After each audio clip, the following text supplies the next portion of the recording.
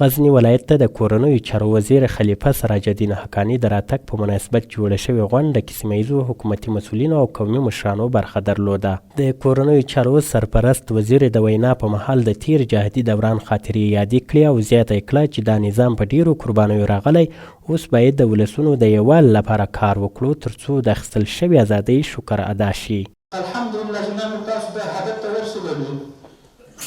نن د موږ غیرت دغه غیرت دی چې څومره تحمل برداشت کړی شي، څومره خلک سره یووالي درته راوستی شي، څومره د قومونو سره متحد کولی شي.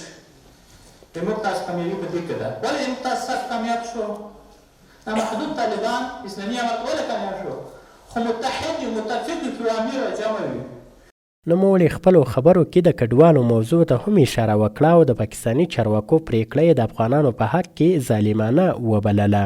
اوسنۍ پرېکړه فیصله چې یو غیر عادلانه پرېکړه وشوه په داسې طریقه چې ټول عمر ښېګړه وه، دا ښېګړه یې په داسې بدۍ باندې په دښمنۍ باندې بدله کړه چې د افغانانو څه کوي چې د دنیا ټولو نرمونو خلاف وه، ټول هغه ښېګړې لرې شوې.